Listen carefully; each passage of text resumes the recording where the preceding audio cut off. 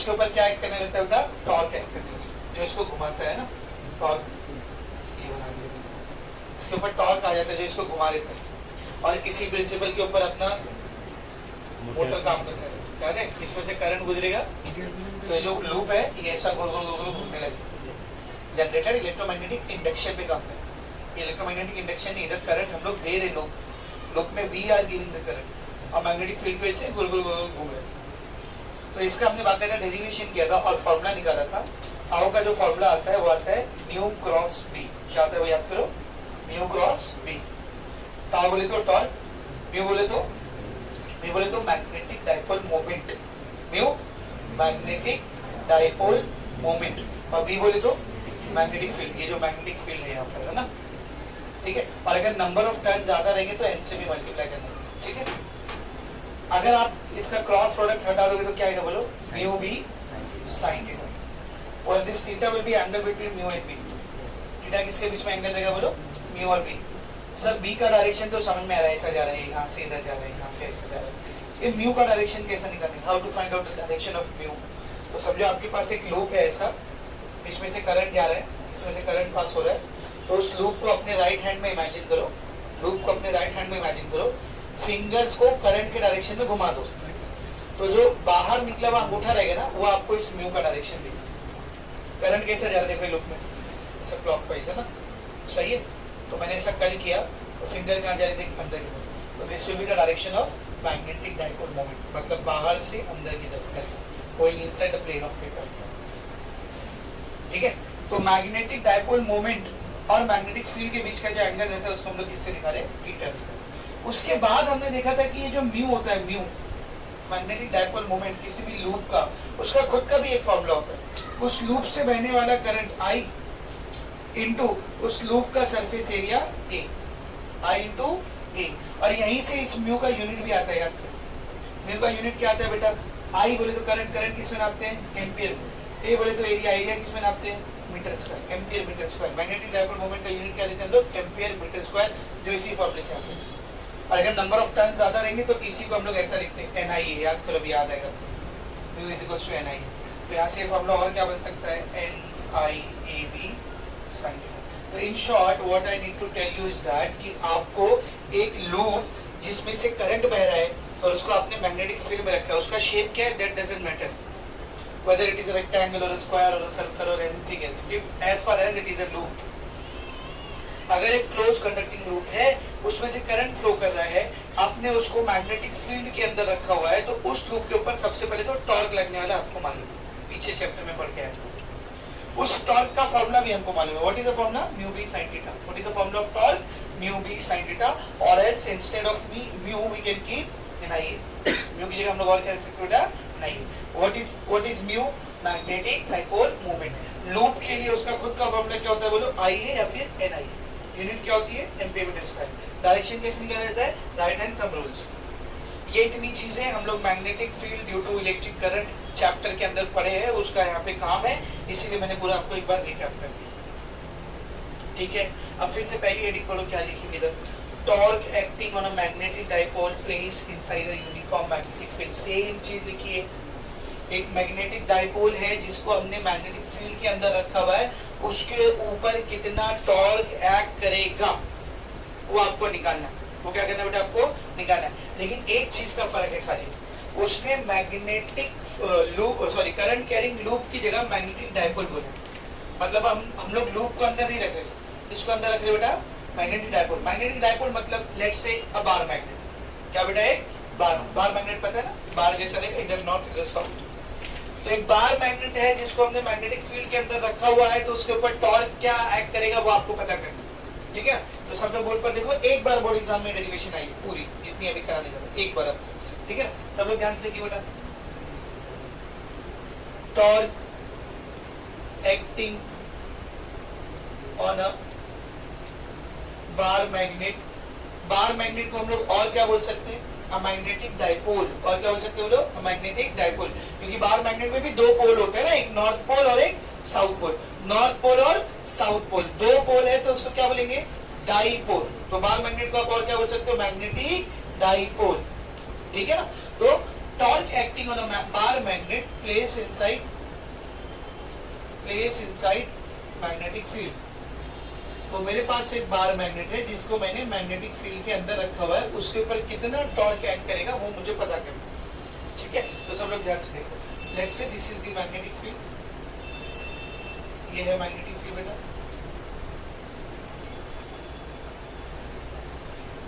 ठीक है। इसमें मैंने एक बार मैग्नेट को प्लेस कर दिया, समझो ऐसे, this is how I have kept a bar magnet, ये इसका साउथ पोल है, ये इसका नॉर्थ पोल, ठीक है ना। अब जो बार मैग्नेट होता है ना, बार मैग्नेट, ये साउथ पोल, ये नॉर्थ पोल, इसका भी खुद का आप मैग्नेटिक डायपोल मोमेंट निकाल सकते हैं।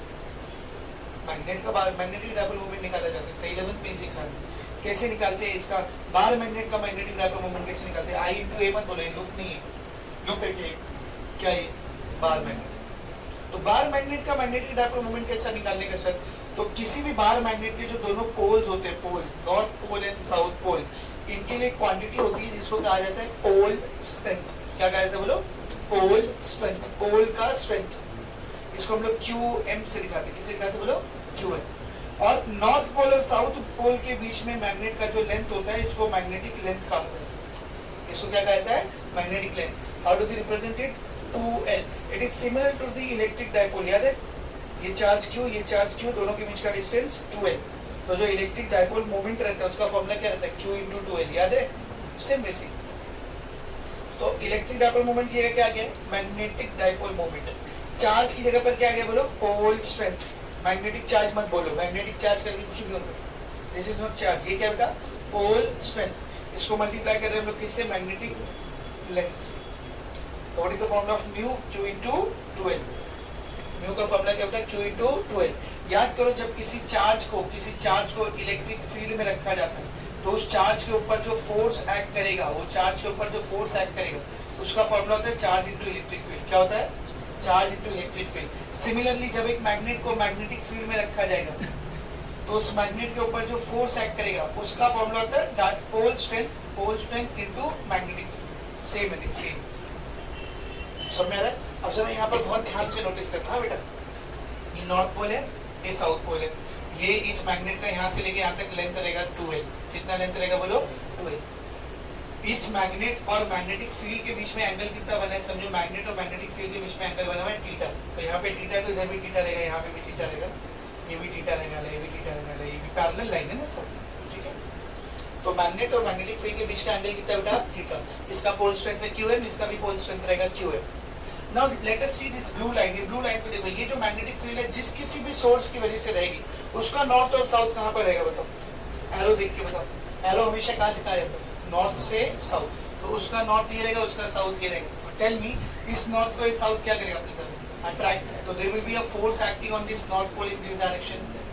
ये नॉर्थ इस साउथ को क्या करेगा अपनी तरफ, attract. There will be a force acting on this direction. This is also force, this is also force.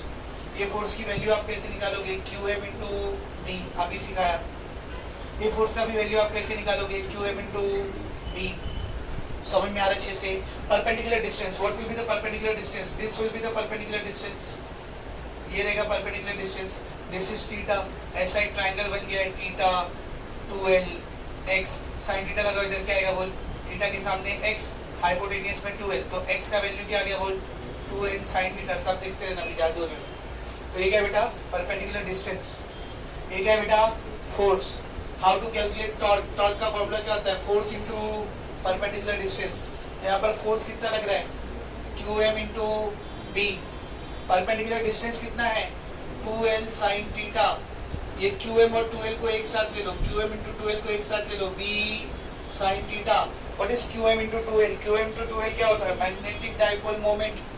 What is this, B sin theta। This is the formula of torque acting on a bar magnet placed inside a magnetic field। कुछ notice कर सकते हो,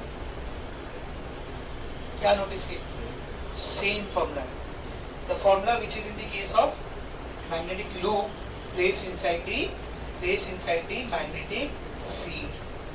तो चाहे magnetic field में एक loop को रखो, चाहे मैग्नेटिक फील्ड में एक बार मैग्नेट को रखो, दोनों के ऊपर एक्ट करने वाला टॉर्क क्या होता है बेटा, mu B sine theta, same होता है। इट मींस मैं ऐसा बोल सकता हूं कि जो करंट कैरिंग लूप होता है वो भी किसकी तरह बिहेव करता है, बार मैग्नेट की तरह। जो करंट कैरिंग लूप होता है वो भी किसकी तरह बिहेव करता है, बोलो, बार मैग्नेट की तरह बिहेव करता है। तो दोनों के केस में जो फॉर्मूला है वो टॉर्क का वो हम लोग यूज कर सकते हैं। तो इतनी मेहनत ना करते हुए, जो पूरा डेरिवेशन मैंने आपको कराया, इतनी मेहनत ना करते हुए हम लोग ये फॉर्मूले को डायरेक्ट लिखेंगे। Write down this formula directly. How? सब लोग बोर्ड पर देखेंगे। इतनी सारी मेहनत नहीं करेंगे हम लोग, ये फॉर्मूला हम लोग डायरेक्ट लिखेंगे, ठीक है ना। सब लोग देखना कैसे।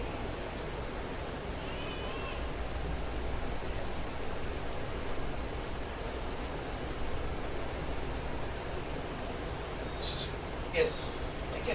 तो यहाँ पे एक फोर्स आने वाला है, आपको भी पता है, इधर पे भी एक फोर्स आने वाला है आपको भी, ठीक है। तो सब लोग ध्यान से देखना। Since a bar magnet is similar to a loop carrying current, एक बार मैग्नेट को आप क्या समझ सकते हो, एक लूप कैरिंग करंट, अभी बताया ना। करंट कैरिंग लूप हो या बार मैग्नेट, दोनों कैसा बिहेव करते हैं, एक जैसा बिहेव करते हैं। इसमें भी नॉर्थ पोल साउथ पोल होता है, इसमें भी नॉर्थ पोल साउथ पोल होता है। सॉरी, इसमें कौन नॉर्थ पोल साउथ पोल होता है, याद करो मैंने सिखाया था। करंट अगर क्लॉकवाइज बह रहा है, क्लॉकवाइज, उसमें कहीं भी एंड नहीं आ रहा है, मतलब वो साइड साउथ पोल है, तो पीछे करंट कैसा दिखेगा, एंटी क्लॉकवाइज। तो पीछे की साइड क्या रहेगा, नॉर्थ पोल। याद है ट्रिक सिखाया था मैंने आपको, ठीक है ना। ऐसा एस और एन बनाने वाली, याद है कि भूल गए? एस और एन बनाने वाली ऐसे एक ट्रिक सिखाया था। देखिए यहाँ पे एस बन रहा है, मतलब ये साउथ पोल है, और इसके पीछे वाला नॉर्थ पोल। समझ में आ रहा अच्छे से? तो इसमें भी नॉर्थ पोल साउथ पोल होता है, इसमें भी नॉर्थ पोल साउथ पोल है, दोनों सिमिलर बिहेव करते हैं। तो a bar magnet is similar to a loop carrying current and we know that, नहीं भी पता रहेगा ऐसा लिखने का, we know that torque acting on current carrying loop, current carrying loop place inside magnetic field is given by tau is equals to mu b sin t. Therefore, torque acting on bar magnet, torque acting on bar magnet place inside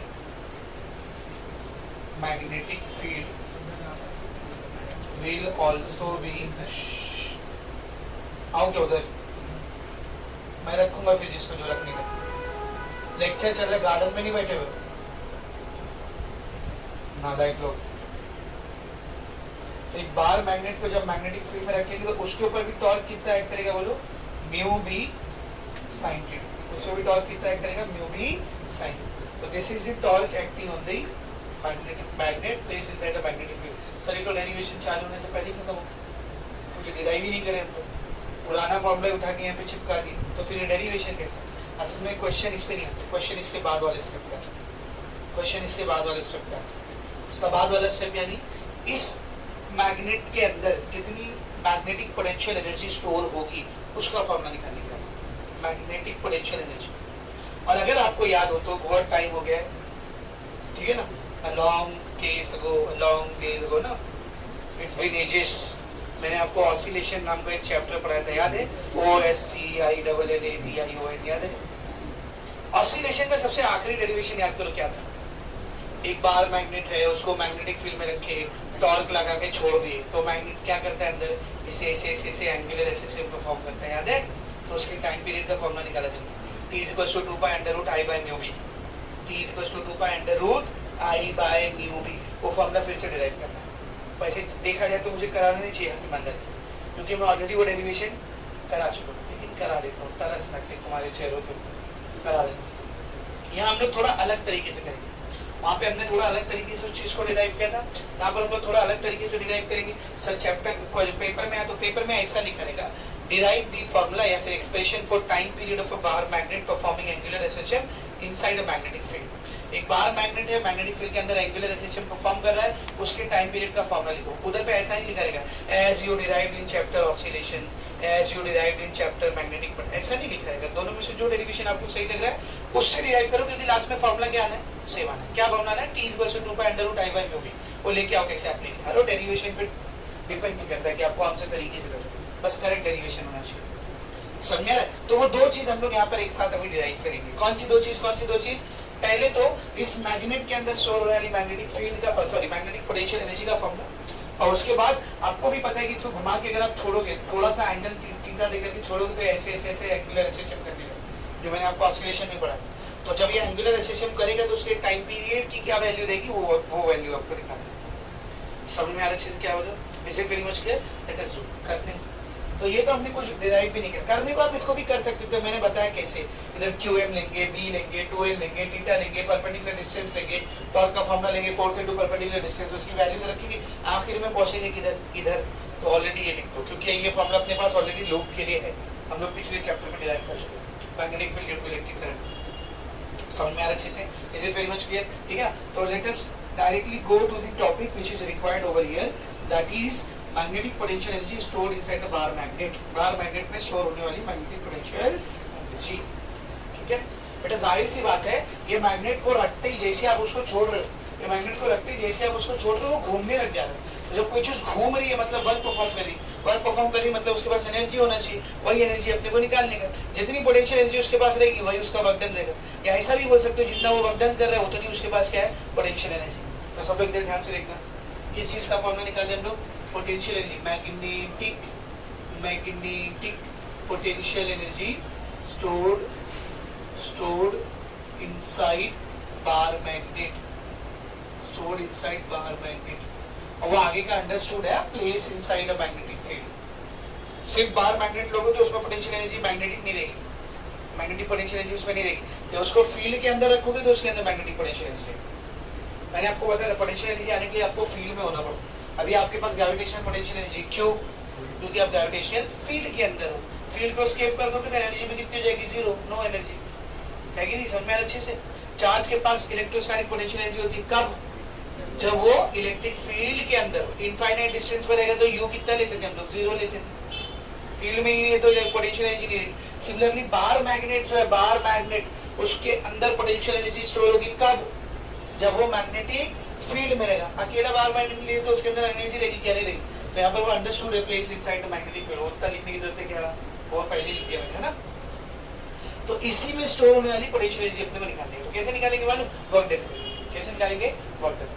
समझो, मैंने इसको थोड़ा सा angular displacement दिया theta, थोड़ा सा angular displacement दिया theta. तो जब थीटा एंगुलर डिस्प्लेसमेंट दोगे तो अपने को क्या करना पड़ेगा? वर्क डन करना पड़ेगा। तो वो वर्क डन मिलेगा अपने को, थोड़ा सा वर्क डन। उस थोड़े से वर्क डन को हम लोग क्या करेंगे, इंटीग्रेट करेंगे, तो क्या मिलेगा? पूरा वर्क डन। और वही पूरा वर्क डन क्या बन के स्टोर होगा? बोलो क्या बन के स्टोर होगा? Magnetic potential energy. तो आप लोग क्या लिखेंगे? Let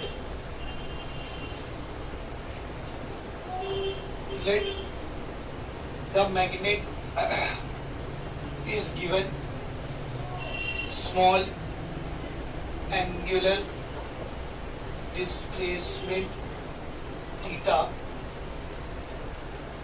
the work done in doing so, ऐसा करने के लिए जो वर्क डन लगेगा विल बी कितना रहेगा? वो मुझे बताना, वर्क डन का जनरल फॉर्मूला क्या होता है? Force into displacement. लेकिन ये फॉर्मूला तब वैलिड है जब आप लीनियर मोशन करें। यहाँ पे जो मैग्नेट है वो लीनियर मोशन नहीं कर रहा, वो एंगुलर मोशन कर रहा है। तो एंगुलर मोशन में हम लोग फोर्स को रिप्लेस करते हैं किससे? टॉर्क से। पहले ही चैप्टर में याद करो, फोर्स को रिप्लेस करते हैं किससे? टॉर्क से। और लीनियर डिस्प्लेसमेंट को रिप्लेस करते थे किससे? Angular displacement. तो यहाँ पे जो वर्क डन आएगा उसकी वैल्यू क्या रहेगी बोलो? टॉर्क। कितना टॉर्क लग रहा है यहाँ पे? टाउ। कितना टॉर्क लग रहा है? टाउ। और डिस्प्लेसमेंट आपने कितना दिया बेटा? थीटा, मतलब डी डी, स्मॉल डिस्प्लेसमेंट लेना। डिस्प्लेसमेंट हमने कितना लिया है? डी डी, ये छोटा सा वर्क डन। तो टोटल वर्क डन कैसे निकालोगे? देखो, total work done W will be integration of this dw। अगर आपको लिमिट लेना है तो ले सकते हो, नहीं भी लोगे तो चले। जैसे मैंने थीटा 0 से थीटा एंगल तक घुमाया, तो इधर थीटा 0 इधर थीटा है, वो सबका नहीं रहता डायरेक्ट, क्योंकि इसके ऊपर न्यूमेरिकल बहुत ही कम आता है। ठीक है, तो क्या देखो W is equals to integration dw, क्या है बेटा? Tau into D theta. W is in the integration, tau का फार्मूला अभी देख रहे क्या था? टाउ का फार्मूला बोलो, mu B sin theta D theta. Dipole moment magnet का फिक्स है, मैग्नेटिक फील्ड भी यूनिफॉर्म दी गई है, कांस्टेंट रहेगी। अंदर कौन आ गया? sin theta D theta. What is the integration of sin theta? Minus cos theta. Minus बाहर ले लो, mu B cos theta This is the work done. This work done is stored in the form of potential energy. This work done is stored in the form of magnetic potential energy. Therefore U बोले तो potential energy. B क्यों लगा है? Magnetic potential. B से magnetic नहीं आना, B से magnetic field आना, इसलिए B. तो B for magnetic field, B for magnetic. मेरी इंग्लिश वीक नहीं है लेकिन B फॉर मैग्नेटिक फील्ड. तो म्यू B को क्या पढ़ने का बोलो? Magnetic potential energy. क्या पढ़ने का बोलो? Magnetic potential energy. तो ये इस वर्क डन के बराबर रहेगा. क्या आएगा बोलो?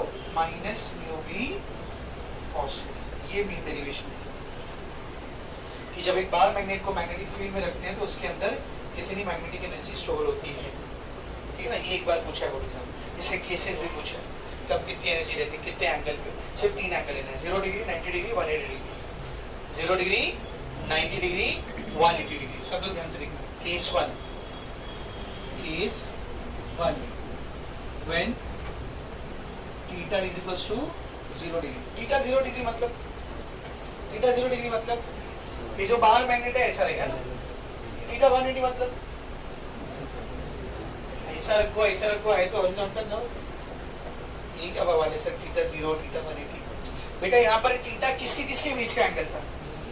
मैग्नेटिक फील्ड और magnetic dipole moment. You can see the direction of magnetic field. What is the direction of magnetic dipole moment? तो एक मैग्नेट के अंदर मैग्नेटिक डायपोल मोमेंट का डायरेक्शन क्या होता है? तो inside the magnet the direction of magnetic dipole moment is from south pole to north pole. It is always fix.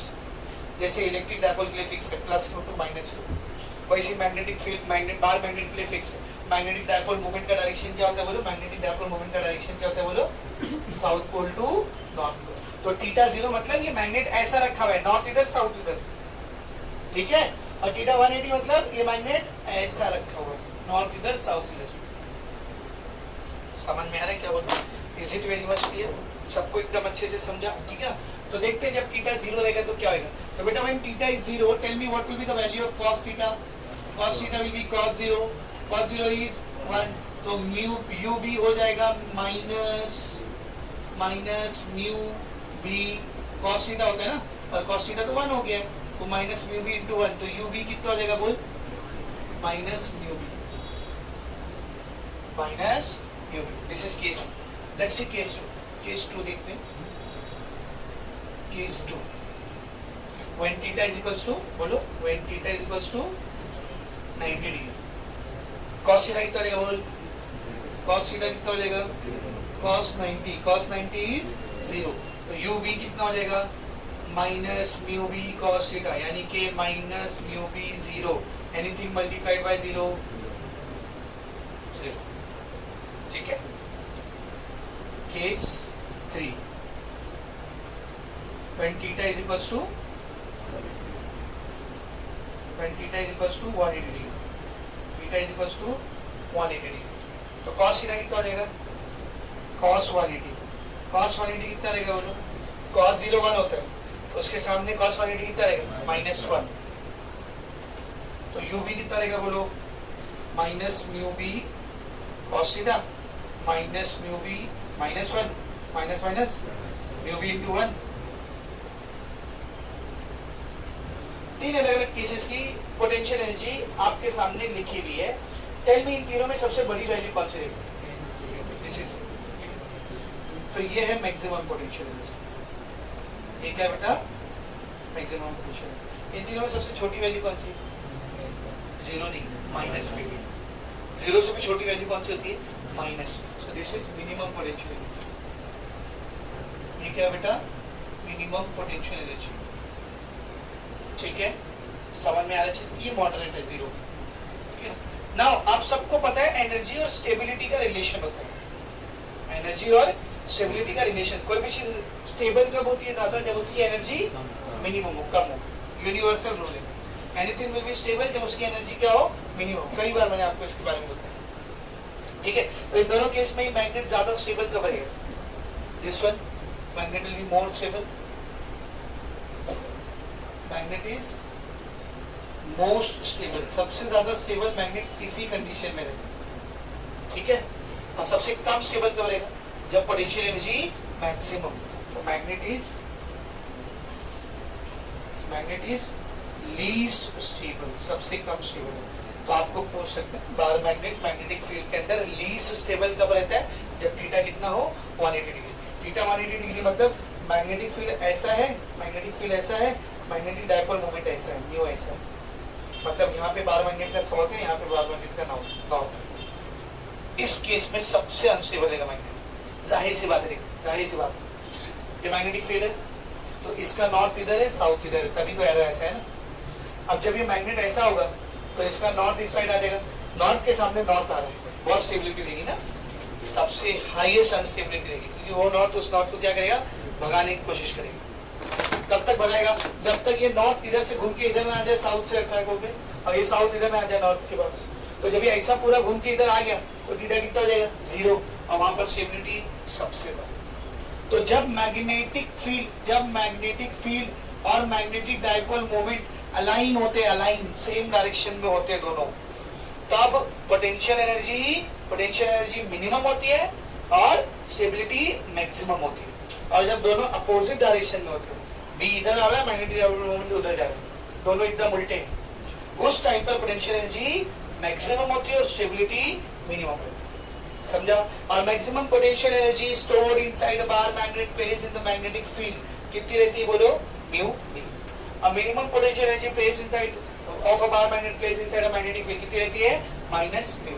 खत्म ये टॉपिक। तो ये टॉपिक एक बार पूछा है आपको, पोटेंशियल एनर्जी डिराइव करके उसके केसेस को खाली लिख देना, इतना ज्यादा एक्सप्लेन करने की। 0 डिग्री पे क्या होगा, 90 डिग्री पे क्या होगा, 180 डिग्री पे क्या होगा, समझ में आ रहा अच्छे से। Is it very much clear, ये हो गया आपका पहला डेरिवेशन फिनिश, ठीक है। कुछ नया नहीं, सब ऑलमोस्ट हमने पहले के रिपीट किया, ये भी पहले के रिपीट किया, खाली इंटीग्रेशन उसमें क्या है कैसे करना है, ठीक है। अब आते टाइम पीरियड, वो डेरिवेशन को काउंट भी मत करो क्योंकि ऑलरेडी आप पीछे करके आए, फिर भी हम लोग जबरदस्ती कर रहे हैं, ठीक है। याद करो बेटा, सब लोग इधर ध्यान से देखो। फोर्स का फॉर्मूला क्या होता है, याद करो, फोर्स का फॉर्मूला क्या होता है, mass into acceleration. Angular motion में फोर्स की जगह कौन आता है, टॉर्क, मास की जगह मोमेंट ऑफ इनर्शिया, ए की जगह अल्फा, एंगुलर एक्सेलरेशन। तो we know one more formula for torque, torque का अपने पास एक फॉर्मूला और है, कौन सा, आई इनटू अल्फा। तो अभी देखो हम लोग क्या निकाल रहे हैं, अभी हम लोग क्या निकाल रहे हैं, देखो, time period of a bar magnet performing angular SHM when placed inside magnetic field। तो जब एक बार मैग्नेट को मैग्नेटिक फील्ड के अंदर रखते हैं तो वो एंगुलर एसेशन ऐसे करने लगता है, तो उसका टाइम पीरियड कितना रहेगा, उसी का फॉर्मूला हम लोग निकालेंगे। समझ में आ अच्छे से, ठीक है ना। तो सब ध्यान से देखो, हम सबको मालूम है बेटा टॉर्क का फॉर्मूला क्या होता है, बोलो, what is the formula of general formula of torque, I into alpha. General formula of torque क्या होता है, बोलो, आई इनटू अल्फा, ठीक है ना। एक और फॉर्मूला अपने पास टॉर्क का, एंड एक और फॉर्मूला अपने पास टॉर्क का, क्या बोल, mu B sine theta. What is one more formula, mu B sine theta. Correct है, दोनों को कंपेयर करो, LHS सेम है तो RHS सेम होगा, तो आई इनटू अल्फा की जगह पर क्या जाएगा, बोलो, mu B sine theta. I into alpha की जगह पर क्या जाएगा बेटा, म्यू बी साइन थीटा। समझ में आ रहा अच्छे से, ठीक है ना। तो this is I alpha, this is mu B sine theta, ठीक है ना। दोनों के बीच में माइनस ले लेंगे, चलो, ठीक है। माइनस के लिए क्या बताओ, ये जो टॉर्क ना, समझे, रीस्टोरिंग टॉर्क। कौन सा टॉर्क है, बोल, रीस्टोरिंग टॉर्क। रीस्टोरिंग, भाई कहीं पे भी ऑसिलेशन हुआ तो रीस्टोरिंग आ ही जाता है ना, कहीं भी ऑसिलेशन हो तो रीस्टोरिंग आ जाता है। Torque acting on the magnet क्या है, बोल, म्यू बी साइन थीटा। अब बेटा हम लोग जो फोर्स लगाते हैं और जो रीस्टोरिंग फोर्स लगता है वो हमेशा कैसा होता है, अपोजिट। तो मैग्नेट के ऊपर लगने वाला टॉर्क और रीस्टोरिंग टॉर्क दोनों क्या रहेगा, अपोजिट। तो tau will be, tau restoring will be minus tau, तो आई अल्फा क्या हो जाएगा, बोल, minus mu B sine theta. सही है, सही है। व्हेन, याद करना, when theta is very small, जब थीटा बहुत छोटा होता है तो साइन थीटा की वैल्यू अप्रोक्सीमेटली किसके बराबर होती है, थीटा के। ये भी हम लोग कई बार फिजिक्स में यूज कर सकते हैं। तो क्या हो जाएगा देखिए, I alpha is equal to minus mu B into theta, minus mu B into theta. अब बात करते हैं अल्फा की। What is alpha? अल्फा क्या है? एक्सेलरेशन। एक्सेलरेशन क्या होता है? Rate of change of velocity with respect to time. Angular acceleration क्या रहेगा? Rate of change of angular velocity with respect to time, rotational dynamics के फॉर्मूले से। dy dt को ऐसे रहने दो, dy dt को ऐसे रहने दो। What is omega? ओमेगा बोले तो वेलोसिटी। वेलोसिटी क्या होता है? Rate of change of displacement with respect to time. तो एंगुलर वेलोसिटी क्या रहेगी बोल? Rate of change of angular displacement with respect to time. यानी डिस्प्लेसमेंट को कितनी बार डेरिवेटिव कर रहे हैं? 2 बार। 2 बार डेरिवेटिव को ऐसे भी तो लिखते हैं ना, alpha is equal to d2 theta by dt square, यानी डिस्प्लेसमेंट का डबल डेरिवेटिव। आप चाहे तो इसको डायरेक्ट लिख सकते हो, इतना लिखने की जरूरत। तो अब बताओ ये इक्वेशन क्या बनेगी फिर? आई ऐसी रहेगा, अल्फा की जगह पर क्या रहेगा बोल? d2 theta by dt square is equal to minus mu B into theta. d2 theta by dt square ऐसे रहने दो, या इधर मल्टीप्लाई करेगा, वहां जाएगा तो डिवाइड करेगा mu B by I into theta. सही है? ये थोड़ी थोड़ी डिफरेंशियल इक्वेशन की तरह दिख रही, ठीक है? याद करो, since differential equation of linear SHM, इसको लीनियर एसएचएम की डिफरेंशियल इक्वेशन के साथ देखते क्या रहती? इज क्या रहती बोल? d2x by dt square is equals to minus omega square into x। ये भी कहां पढ़े थे? ऑसिलेशन। तभी तो ये डेरिवेशन वहां पे थी। समझ में अच्छे से? इससे इसको कंपेयर करो। जैसे यहाँ पे d2x by dt स्क्वायर है, यहाँ पे d2 theta by dt square. नहीं तो इधर x से उधर थीटा नहीं चलेगा, नहीं चलेगा? चलेगा। ये डिस्प्लेसमेंट होगा, एंगुलर डिस्प्लेसमेंट। माइनस की जगह पर माइनस, x बोले तो डिस्प्लेसमेंट, थीटा बोले तो एंगुलर डिस्प्लेसमेंट। तो बराबर x की जगह पर थीटा आया, इसकी जगह पर ये आया, माइनस की जगह पर ये आया, तो ये किसकी जगह पर आया? Comparing both the differential equation, comparing both differential equation, दोनों डिफरेंशियल इक्वेशन को जब कंपेयर करेंगे तो ओमेगा स्क्वायर है जिसकी जगह पर आया है बेटा म्यू बी अपॉन आई। तो what is omega from here? Tell me, omega क्या है यहाँ से? Under root mu B by I. ये स्क्वायर को उधर भेजा तो क्या बन गया बोल? Under root. निकालना क्या था अपने को? Time period. टाइम पीरियड का formula in terms of omega क्या होता है? t equals to 2 pi by omega. Omega की जगह उसकी वैल्यू रख दो, t equals to 2 pi by omega की जगह क्या आएगा? Under root mu B upon I. t को ऐसे रहने दो, 2 पाई को ऐसे रहने दो, ये under root mu B upon I ऊपर जाएगा तो under root I by mu B. आ गया same formula. Time period of a bar magnet oscillating या performing angular SHM inside a magnetic field। क्या फॉर्मूला था टाइम पीरियड का? 2 pi under root I by mu, 2 pi under root I by mu B. What is I? Moment of inertia, mu magnetic dipole moment, B magnetic field, T time period. ठीक है? तो ये पहले दो derivation हो गए जिसमें कुछ भी नया नहीं, कुछ भी नया नहीं। This is from magnetic field due to electric current, this is from oscillation chapter. ये ऑसिलेशन चैप्टर में सेम डेरिवेशन आप कर चुके हो, सेम डेरिवेशन। इवन उसके बाद 2-3 न्यूमेरिकल भी था, इधर तो कम है, वहां ज्यादा था। वहां एक न्यूमेरिकल कॉम्प्लेक्स वाला भी था कि 2 मैग्नेट है ना, दोनों को ज्वाइन करके फिर एक मैग्नेट में ऑसिलेट करवा रहे इसको। एक बार नॉर्थ से नॉर्थ, साउथ से साउथ ऐड की, एक बार साउथ से नॉर्थ, नॉर्थ से साउथ। उसके टाइम पीरियड को कंपेयर करने के लिए दिया, तो उधर और अच्छे से दिया, इधर तो कम दिया। सब में अच्छे से। तो ये अपना पहला टॉपिक खत्म हो गया। कहाँ पे जाके एंड हुआ है? देखो ये कहाँ पे जाके एंड हुआ है? पेज नंबर 253 मिला, 253 पे एंड हुआ है। फिर वहाँ पे नेक्स्ट हेडिंग है origin of magnetism in materials. मिला। ठीक है? सब इसमें ग्राफ भी, आप ग्राफ नहीं पढ़े, एकदम सिंपल ग्राफ रहेंगे। ग्राफ क्या देख, ये 3 केस देख रहे हो, इन्हीं 3 केसेस का ग्राफ है। उसने वाई एक्सिस के ऊपर लिया बेटा, वाई एक्सिस के ऊपर उसने लिया एनर्जी, वाई एक्सिस पे उसने क्या लिया है? Potential energy, magnetic potential energy. X axis पे उसने लिया थीटा, एक्स एक्सिस पे उसने क्या लिया बोल? थीटा। देख यूवी की मैक्सिमम वैल्यू कितनी थी? यूवी की मैक्सिमम वैल्यू कितनी थी? Mu B. तो let's say this is mu B, ये म्यू बी। यूवी की मिनिमम वैल्यू कितनी थी? Minus mu B. Let's say this is minus mu B, and ये 0 वैल्यू। ठीक है ना? एंगल कौन से आपके पास एंगल कौन से है, थीटा इक्वल्स टू 0 डिग्री यहीं पे रहेगा, थीटा इक्वल्स टू 90 डिग्री यहाँ पे रहेगा, थीटा इक्वल्स टू 180 डिग्री यहाँ पे, समझो 90 90 180।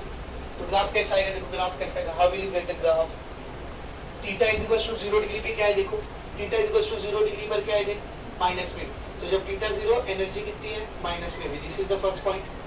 जब थीटा 90 है तो एनर्जी कितनी है, 0, तो थीटा 90 है तो एनर्जी 0 है, ये सेकंड पॉइंट। और थीटा 180 है तो एनर्जी कितनी है, म्यू बी, थीटा 180 है तो energy mu B. This is the graph you have been given, ये ग्राफ आपको देखिए समझ पूछा तो बना लेंगे, तो ग्राफ पूछा तो बना लेंगे। कैसे पूछेगा, ग्राफ के नीचे जो हेडिंग है वैसे ही पूछेगा। क्या है ग्राफ के नीचे हेडिंग, देखो और इस heading potential energy versus angular position of the magnet. A bar magnet is placed inside a uniform magnetic field. Draw the graph between position of the magnet versus potential energy. तो ये वाला graph आपको खाली बना देना, 1 marks 2 marks जितने लेने पूछ कर, समझा अच्छे से, इसे वेरी मच क्लियर। ये आपका पहला 2-3 पेज हो गया, 253 तक हो गया। अब आप एक छोटू सा न्यूमेरिकल इसको भी करते हैं, फिर नेक्स्ट हेडिंग स्टार्ट करते हैं। What is the next heading, origin of magnetism in material. 10 oscillation per minute, कितना ऑसिलेशन किया उसने, 10 ऑसिलेशन पर मिनट। इधर एक बोर्ड पे 10 ऑसिलेशन पर मिनट, ये क्या दिया, oscillation per minute, number of oscillation पर unit time, number of oscillation पर यूनिट टाइम, फ्रीक्वेंसी ना, क्या दिया बेटा ये, number of oscillation upon time किसको बोलते हैं, फ्रीक्वेंसी को बोलते हैं। तो this you have been given frequency, क्या दिया बेटा आपको, फ्रीक्वेंसी दी है, ठीक है ना, पर मिनट में दिया है, याद रखना, ठीक है। आगे देखो, in horizontal plane what is magnetic moment, क्या निकालने बोला, मैग्नेटिक मोमेंट। मैग्नेटिक मोमेंट मतलब म्यू, क्या निकालना बेटा अपने को, म्यू निकालना। What is magnetic moment if the horizontal component of earth's magnetic field is 0.36 gauss, ठीक है ना। तो मैग्नेटिक फील्ड का वैल्यू दिया, बी का वैल्यू दिया, कितना हुआ है, 0.36 गॉस, करेक्ट है।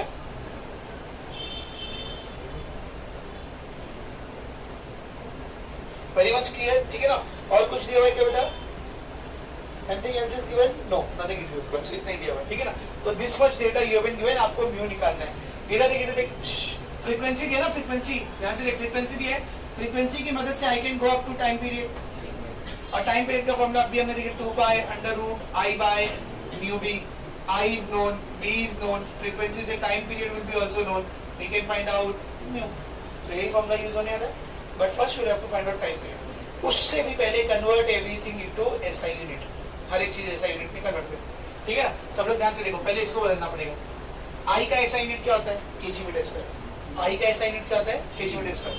ये 500 को ऐसे रख दो, ग्राम से kg में जाने के लिए 10⁻⁻3, ग्राम से केजी से ग्राम में जाने के लिए +3 आता है, तो ग्राम से केजी में जाने के लिए -3, सेंटीमीटर से मीटर में जाने के लिए -2, और सेंटीमीटर स्क्वायर से मीटर स्क्वायर में जाने के लिए -2 का स्क्वायर कितना हो जाएगा, -4, 10⁻⁴ मीटर स्क्वायर।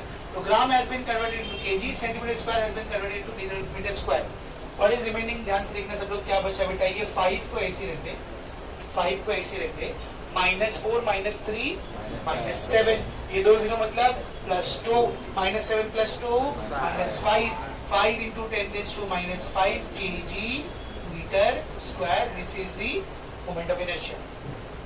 फ्रीक्वेंसी का ऐसा यूनिट होता है नंबर ऑफ ऑसिलेशन पर यूनिट टाइम इन सेकेंड्स, किसमें, सेकेंड्स में, ये किसमें है, मिनट में। तो क्या करें हम लोग, 10 ऐसा है ना, ये ऑसिलेशन पर मिनट ऐसा है ना, तो 10 को ऐसे रहने दे, ऑसिलेशन को ऐसे रहने दे, पर को भी ऐसे रहने दे, पर मतलब अपॉन ना, 1 मिनट में कितने सेकंड होते हैं, 60 सेकंड। तो ये कितना हो गया, फ्रीक्वेंसी कितना हो गया, 10/60 ऑसिलेशन पर सेकंड। आ गया ये ऐसा यूनिट में, इसी ऑसिलेशन पर सेकंड को हम लोग क्या बोल सकते हैं, हर्ट्ज। क्या बोल सकते हैं, बोलो हर्ट्ज। ये फ्रीक्वेंसी आई, but we don't need frequency, we need time period. क्या चाहिए बेटा अपने को, टाइम पीरियड चाहिए। तो फ्रीक्वेंसी और टाइम पीरियड का रिलेशन क्या होता है, time period is reciprocal of frequency, या फिर frequency is reciprocal of time period. तो इसको उल्टा कर दे, 10/60 उल्टा कितना आ जाएगा, 60/10, 0 से 0 कैंसिल, 6 सेकंड आ गया time period. This is time period, this is I, this is time period. B दिया 0.36 gauss, is unit of magnetic field gauss. ऐसा यूनिट गॉस होती है क्या? नहीं। ऐसा यूनिट क्या होती है? Tesla. 1 tesla is equals to 10 + 4 gauss. 1 tesla is equals to 10 + 4 gauss. तो टेस्ला से गॉस में जाने के लिए +4 लेते हैं, गॉस से टेस्ला में आने के लिए -4 लेते हैं। क्या हो जाएगा? 0.36 × 10 - 4 टेस्ला। करेक्ट है? ये टेस्ला वाला कहाँ पढ़े थे याद है? Magnetic field due to electric current chapter में पढ़े थे, याद है बेटा? एक बार कन्वर्जेंट फैक्टर देख लेते हैं। हाँ देख, सीधा वही पेज देखो, पेज नंबर 232, 232। उधर एकदम टॉप पे देख, 1 tesla is equals to 10 - 4 gauss मिला।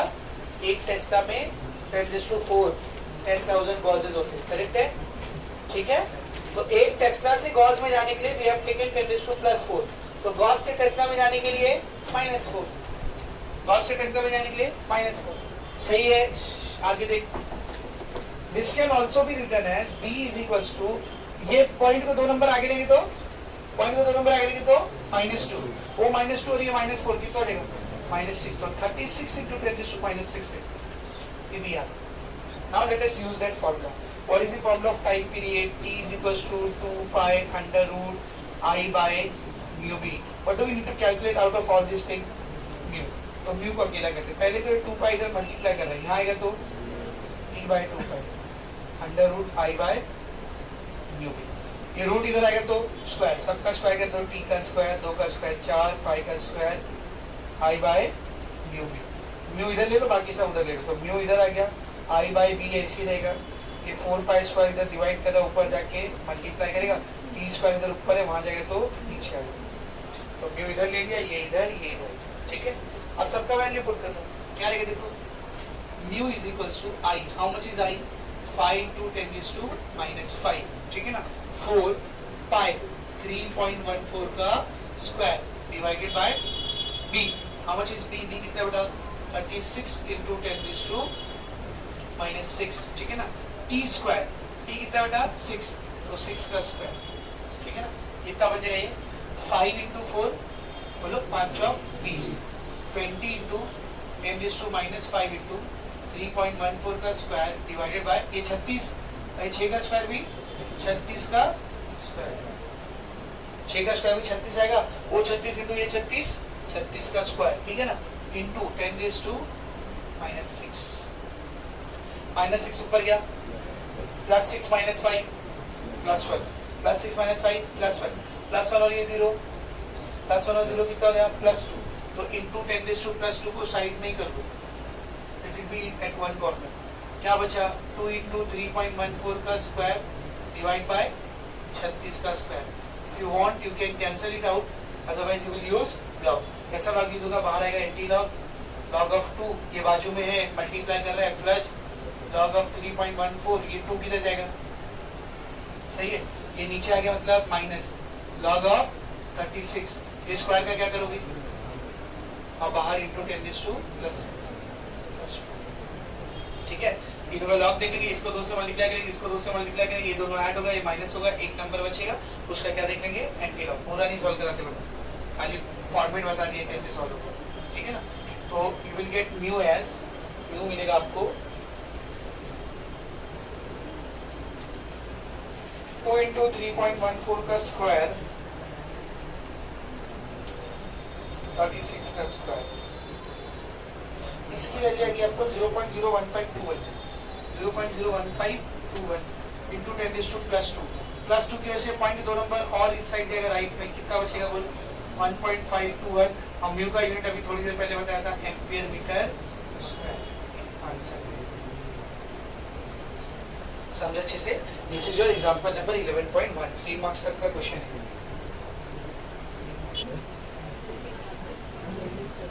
देखो ना, हम लोगों ने अक्सर पढ़ा है कि जो मटेरियल्स होते हैं, जो भी मटेरियल्स हम लोग यूज करते हैं, उसमें से कुछ मटेरियल मैग्नेटिक प्रॉपर्टी दिखाते हैं, कुछ मटेरियल मैग्नेटिक प्रॉपर्टी नहीं दिखाते। मैंने आपको सॉलिड स्टेट चैप्टर में पढ़ाया था, मटेरियल को मैग्नेटिक प्रॉपर्टीज के बेसिस पर हम लोग 3 कैटेगरी में बांट सकते हैं, डायमैग्नेटिक, पैरामैग्नेटिक, फेरोमैग्नेटिक। उसी चीज को हमने रिपीट किया था कोऑर्डिनेशन कंपाउंड चैप्टर में, कि मैग्नेटिक प्रॉपर्टी के बीच में 3 बेसिस पर 3 चीजों में बांट सकते हैं, diamagnetic, paramagnetic, ferromagnetic. Diamagnetic magnetic property नहीं दिखाता, मैग्नेटिक फील्ड से रिपेल हो जाता है, करेक्ट है? पैरामैग्नेटिक मैग्नेटिक प्रॉपर्टी दिखाता है और मैग्नेटिक फील्ड को अट्रैक्ट करता है, ऐसे वो खुद एक मैग्नेट हो। फेरोमैग्नेटिक तो बहुत स्ट्रॉन्ग मैग्नेटिक प्रॉपर्टी है, कुछ ज्यादा ही स्ट्रॉन्ग वो मैग्नेटिक फील्ड से अट्रैक्ट होता है। बना हुआ हर केमिकल, हर सब्सटेंस, हर चीज बना हुआ वही एटम, इलेक्ट्रॉन, प्रोटॉन, न्यूट्रॉन से, कुछ उसमें नया है नहीं। तो फिर ऐसा क्यों हो रहा है कि कोई मटेरियल मैग्नेटिक प्रॉपर्टी को दिखा रहा है, कोई मटेरियल मैग्नेटिक प्रॉपर्टी को नहीं दिखा रहा है? Why does this happens? ठीक है ना, वो अपने को इस टॉपिक में पढ़ना है, ओरिजिन ऑफ मैग्नेटिज्म। समझ में अच्छे से? इस ओरिजिन ऑफ मैग्नेटिज्म के टॉपिक में अपने को वही पढ़ना है कि मैग्नेटिक मटेरियल के अंदर ये जो मैग्नेटिक प्रॉपर्टीज आती है, इसका ओरिजिन क्या है, where does it comes inside the material? तो ये मैंने आपको ऑलरेडी बता दिया है, ऑलरेडी मैं आपको पढ़ा चुका हूँ कोऑर्डिनेशन कंपाउंड चैप्टर के अंदर। कोऑर्डिनेशन कंपाउंड चैप्टर के अंदर when we were studying VBT, valence bond theory, तो उसमें हम लोग काफी कुछ पता करते थे, कौन से टाइप का हाइब्रिडाइजेशन है, कौन से टाइप की ज्योमेट्री बनने वाली है, स्ट्रॉन्ग फील्ड लिगैंड आएगा, वीक फील्ड लिगैंड आएगा। तो याद करना बेटा, जो स्ट्रॉन्ग फील्ड लिगैंड होता है तो उसकी दादागिरी चलती है, तो सिंगल सिंगल इलेक्ट्रॉन को क्या कर देता था, चलो जोड़ी बना लो। हाइब्रिडाइजेशन से पहले क्या करा देता था, पेयरिंग करा देता। और weak field electron, weak field ligand electrons की पेयरिंग नहीं करा।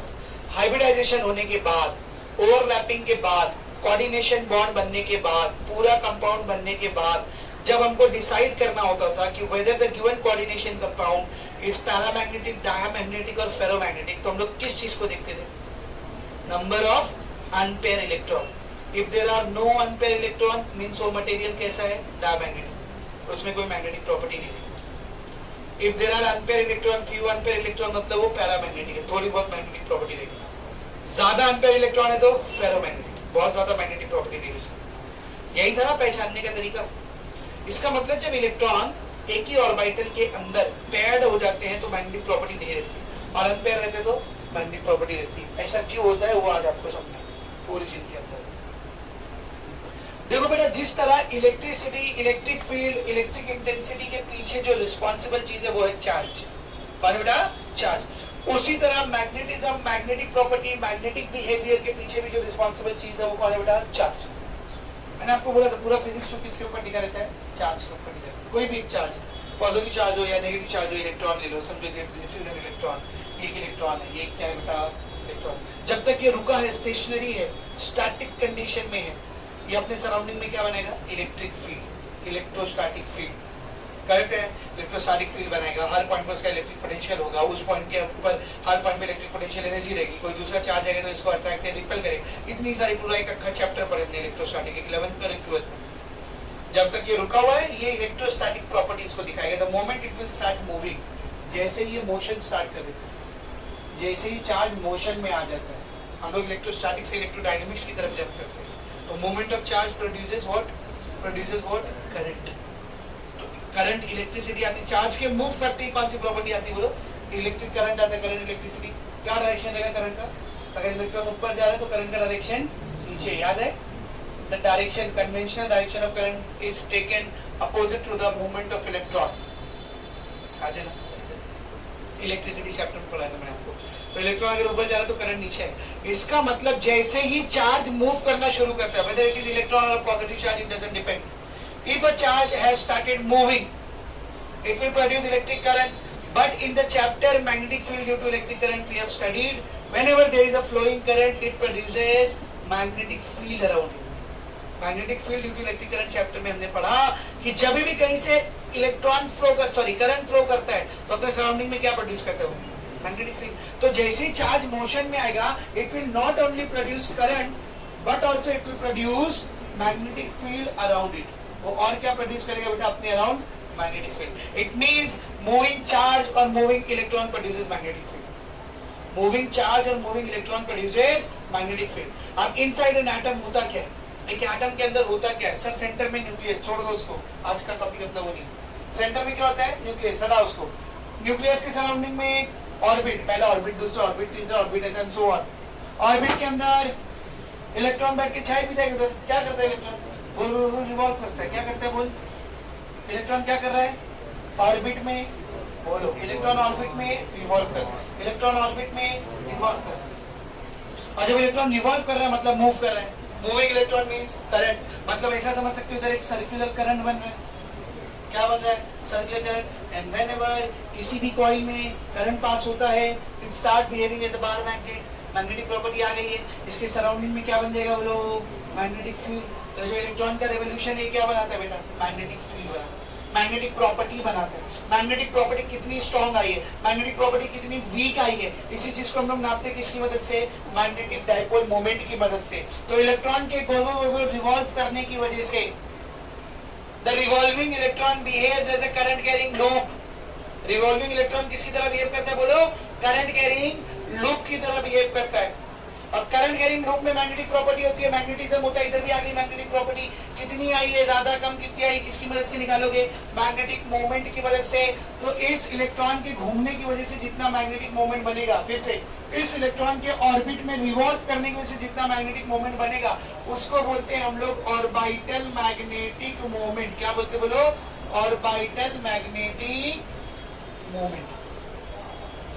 तो पहली मैग्नेटिक प्रॉपर्टी कहां से आई बोलो, ऑर्बिटल मैग्नेटिक मोमेंट से, यानी इलेक्ट्रॉन के ऑर्बिट में गोल गोल घूमने की वजह से। व्हेन इलेक्ट्रॉन इज रोटेटिंग या revolving around a nucleus inside the orbit, this electron is actually moving charge which will produce magnetic property around it. It will behave as a current carrying loop. जब electron orbit में गोल गोल घूम रहा है तो moving charge है, moving charge कौन सी प्रॉपर्टी पे बनाता है, मैग्नेटिक प्रॉपर्टी बनाता है। It will behave starting as a current carrying loop की तरह बिहेव करेगा। अपने सराउंडिंग में क्या बनाएगा वो, मैग्नेटिक फील्ड, मैग्नेटिक प्रॉपर्टी आएगी इसके अंदर। और ये कितनी मैग्नेटिक प्रॉपर्टी है, स्ट्रांग है, वीक है, उसको किसी वजह से नापेंगे, मैग्नेटिक मोमेंट की वजह से।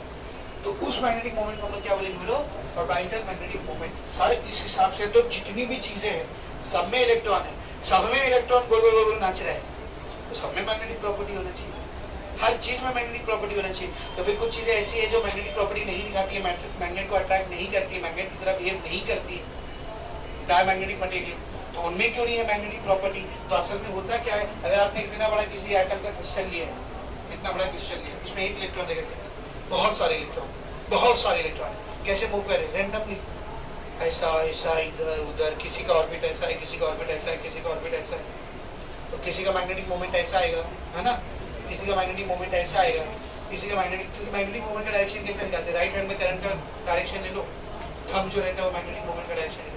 कहीं पे इलेक्ट्रॉन ऐसा रिवॉल्व कर रहा है, ये मैग्नेटिक मोमेंट है, कहीं पे इलेक्ट्रॉन ऐसा रिवॉल्व कर रहा है, ये मैग्नेटिक मोमेंट, कहीं पे इलेक्ट्रॉन ऐसा रिवॉल्व कर रहा है, ये मैग्नेटिक मोमेंट, कहीं पे इलेक्ट्रॉन ऐसा रिवॉल्व कर रहा है, ये ऐसा ऐसा ऐसा ऐसा, हर डायरेक्शन में मैग्नेटिक मोमेंट ओरिएंटेड है रैंडमली। तो इस साइड का कहीं ना कहीं का मैग्नेटिक मोमेंट इस साइड के कहीं ना कहीं के मैग्नेटिक मोमेंट से क्या हो जाएगा, कैंसिल आउट हो जाएगा, same same same same same. तो बहुत सारे मटेरियल ऐसे होते हैं जिनमें मैग्नेटिक मोमेंट एक दूसरे को क्या कर देते बोलो, कैंसिल आउट कर देते। क्या कर देते बेटा, कैंसिल आउट कर देते है कि नहीं। तो मैग्नेटिक प्रॉपर्टी बचेगी क्या, नहीं बचेगी। और जिसमें नहीं कैंसिल आउट करते हैं उसमें मैग्नेटिक प्रॉपर्टी रहेगी। समझा। तो पहला मैग्नेटिक प्रॉपर्टी कहां से आई, समझा सबको, पहला मैग्नेटिक प्रॉपर्टी कहां से आई समझा, ठीक है ना। इलेक्ट्रॉन गोल गोल गोल रिवॉल्व कर रहा है ऑर्बिट के अंदर, ऑर्बिटल मोशन कर रहा है, revolving electron that is moving electron, it will behave as a current carrying loop which will produce magnetic dipole moment. उसी मैग्नेटिक डाइपोल मोमेंट को हम लोग क्या कह रहे बोलो, orbital magnetic moment which is represented like this, m orbital। आप उसको mu orbital भी लिख सकते हो। mu is also magnetic dipole moment, m is also magnetic dipole moment, दोनों एक चीज का नाम, ऐसे दिखाओ या वैसे दिखाओ, चलिए। तो this is orbital magnetic moment, electron के ऑर्बिट में घूमने की वजह से आ रहा है। इलेक्ट्रॉन तो सब में घूम रहा है, तो सब में क्यों नहीं आ रही मैग्नेटिक प्रॉपर्टी, क्यों नहीं आ रही, समझा क्यों नहीं आ रही, समझ में आ रहा है सबको अच्छे से बेटा। जिन एटम्स में मैग्नेटिक ऑर्बिटल मैग्नेटिक मोमेंट इधर उधर रैंडमली एक दूसरे को कैंसिल कर देता है, उसमें मैग्नेटिक प्रॉपर्टी नहीं बचती है, इसमें नहीं कैंसिल करता, उसमें मैग्नेटिक प्रॉपर्टी बच जाती है। लेकिन अभी बात खत्म नहीं, अभी बात खत्म नहीं, रुको, एक और चीज है जिसकी वजह से ये मैग्नेटिक प्रॉपर्टी यहाँ पर आई। अभी भी हम लोग इलेक्ट्रॉन के पीछे ही पड़े हुए, अभी भी इलेक्ट्रॉन के पीछे पड़े हुए। मेन मुद्दा क्या था कि इलेक्ट्रॉन मोशन कर रहा है तभी मैग्नेटिक प्रॉपर्टी आ रही। तो भाई इलेक्ट्रॉन एक ही टाइप का मोशन तो नहीं कर रहे ना, इलेक्ट्रॉन तो दो टाइप का मोशन करते हैं ना, एक कौन सा, न्यूक्लियस के अराउंड ऑर्बिट में घूमता है ऑर्बिटल मोशन, और एक खुद के अराउंड स्पिन करता है ऐसा ऐसा ऐसा। इलेक्ट्रॉन ऐसा भी घूमता है न्यूक्लियस के अराउंड और ऐसा भी घूमते रहते हैं, खुद भी स्पिनिंग करते रहते हैं। याद है कि भूल गए, इलेक्ट्रॉन स्पिनिंग करता है, पता है ना आपको। तो जब इलेक्ट्रॉन स्पिन कर रहा है, घोड़े की तरह नाच रहा है, तो वो भी तो इलेक्ट्रॉन का क्या है, मोशन। इलेक्ट्रॉन का मोशन मतलब चार्ज का मोशन, चार्ज का मोशन मतलब मैग्नेटिक प्रॉपर्टी। तो इसकी वजह से भी मैग्नेटिक प्रॉपर्टी आएगी। स्ट्रॉन्ग आई है, वीक आई है, कैसे पता करोगे, कैसे पता करोगे, मैग्नेटिक डाइपोल मोमेंट। इलेक्ट्रॉन की स्पिनिंग की वजह से जो मैग्नेटिक डाइपोल मोमेंट आता है उसको स्पिन मैग्नेटिक डाइपोल मोमेंट कहते हैं, स्पिन मैग्नेटिक डाइपोल मोमेंट कहते हैं। समझा? इसको दिखाते हैं एमएससी। किससे दिखाते बेटा? एमएससी। सर वो जो बात आपने शुरू की थी अभी थोड़ी देर पहले कि पेयर इलेक्ट्रॉन रहेगा तो मैग्नेटिक प्रॉपर्टी नहीं आएगी, अनपेयर रहेगा तो आएगी, उस पे तो आई नहीं, अब आ गया उस पे। याद करो Pauli's exclusion principle, 11th standard, structure of atom मैंने ही पढ़ाया था, याद है? पाउलीज एक्सक्लूजन प्रिंसिपल क्या बोलता है वो?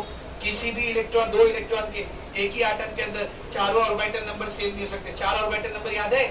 Principal quantum number, asymptotic quantum number, magnetic quantum number, spin electron quantum number, याद है? चार क्वांटम नंबर होते हैं। प्रिंसिपल क्वांटम नंबर बताता है ऑर्बिट, ऑर्बिटल क्वांटम नंबर बताता है या एसिम्पटोटिक क्वांटम नंबर बताता है ऑर्बिट के अंदर कौन सा शेल है।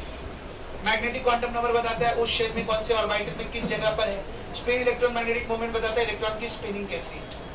तो तीन तो सेम हो सकता है, N L M L same हो सकता है, एम एस सेम नहीं होता है। इसी प्रिंसिपल को हम लोग और आसान भाषा में भी बोलते हैं, पाउलीज एक्सक्लूजन प्रिंसिपल को और आसान भाषा में भी आप बोल सकते हो कि एक ही डब्बे में, एक ही ऑर्बिटल में जो दो इलेक्ट्रॉन रहते हैं उनकी स्पिनिंग क्या रहती है? अपोजिट। एक ऐसा घूमता है तो दूसरा ऐसा घूमता है। ये इसी का आसान वर्जन है, पाउलीज एक्सक्लूजन प्रिंसिपल का आसान वर्जन। पाउलीज एक्सक्लूजन प्रिंसिपल को हम लोग दो तरीके से स्टेट कर सकते हैं। No two electron inside an atom can have all the four quantum numbers same, एक ये तरीका है।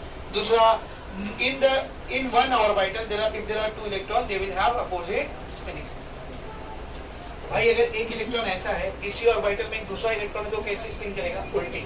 इसकी स्पिनिंग की वजह से जो मैग्नेटिक मोमेंट आएगा उसकी स्पिनिंग की वजह से आने वाले मैग्नेटिक मोमेंट से क्या हो जाएगा? कैंसल। तो जब इलेक्ट्रॉन पेयर में रहेंगे, जोड़ी में रहेंगे, तो दोनों की स्पिनिंग से आने वाला मैग्नेटिक मोमेंट एक दूसरे को क्या कर देगा? बोल, कैंसिल कर देगा। तो मैग्नेटिक प्रॉपर्टी बची। इसलिए जब इलेक्ट्रॉन पेयर होते हैं तो मैग्नेटिक प्रॉपर्टी नहीं रहती, वो डायमैग्नेटिक रहता है। और एक भी अनपेयर इलेक्ट्रॉन आ गया तो उसकी स्पिनिंग की वजह से आने वाले मैग्नेटिक मोमेंट को कैंसिल करने के लिए कोई दूसरा है क्या? नहीं, तो मैग्नेटिक प्रॉपर्टी आती है। ज्यादा अनपेयर इलेक्ट्रॉन रहते हैं तो ज्यादा मैग्नेटिक प्रॉपर्टी आती है। तो ये फंडा समझा बेटा? तो this thing we study mainly in chemistry, ये चीज हम लोग केमिस्ट्री के अंदर पढ़ते हैं। तो अभी फिलहाल अपना फोकस इसके ऊपर नहीं, फिलहाल अपना फोकस इसके ऊपर है, orbital magnetic moment. This is our today's focus.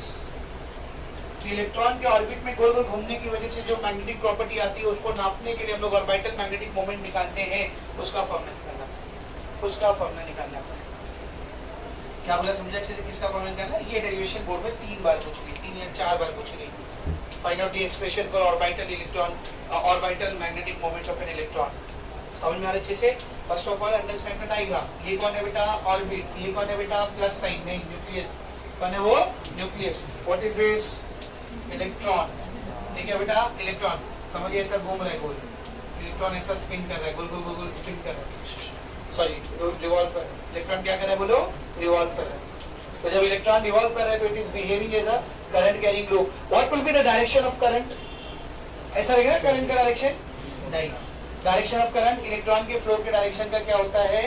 उल्टा होता है। तो this will be the direction of current, ये करंट का डायरेक्शन। तो ये करंट कैरिंग लूप है, ये करंट कैरिंग लूप है। इलेक्ट्रॉन का अपने को निकालने का क्या बोल? Orbital magnetic moment. Magnetic moment mu से दिखाओ या एम से दिखाओ। एक लूप के मैग्नेटिक मोमेंट का थोड़ी देर पहले मैं आपको फॉर्मूला बताता था, NIA, याद है? एन तो बनता ही नहीं है, इधर एक ही ऑर्बिट है, उसमें क्या नंबर ऑफ टर्न आएंगे? ऑर्बिट है, वो लूप नहीं है असल में, उसकी तरह बिहेव कर रहा है, सही में लूप नहीं हो। एन हटा दो, बचा कौन? I और A। अगर ये लूप सर्कल के फॉर्म में आप इमेजिन करते हो जिसका रेडियस है R, तो what will be the formula of area? Pi R square. Circle का एरिया क्या होता है? Pi R square. बचा कौन? I। इस I की जगह भी कुछ तो लाके रखने का फॉर्मूला आ जाएगा। तो we are starting from I on. कहां से स्टार्ट करें? तो I से स्टार्ट करें। Since current flowing inside the orbital, ये इलेक्ट्रॉन के बहने की वजह से ऑर्बिटल में जो करंट है, पहले आपको ये सब लिखना पड़ेगा। When electron revolve around the nucleus, it is charge which is in motion which behave as a current, hence electron revolving in the orbital can be taken as a current carrying loop. समझ में आ रहा अच्छे से? And the value of current will be, उसके बाद आप ये सब पहले आपको पूरा समझाना पड़ेगा। इलेक्ट्रॉन अंदर रुका हुआ नहीं रहता, न्यूक्लियस के अराउंड गोल गोल घूम रहा होता है। इलेक्ट्रॉन एक चार्ज है, चार्ज घूम रहा है मतलब मोशन में, मोशन में मतलब करंट आएगा। तो इलेक्ट्रॉन जब ऑर्बिट में गोल गोल रिवॉल्व करता है तो इसको आप कैसा ट्रीट कर सकते हो? करंट कैरिंग लूप की तरह। और उसी करंट की वैल्यू कैसे निकाली जाएगी वो निकाल सकते हो। करंट का जनरल फॉर्मूला क्या होता है बताओ? Charge upon time.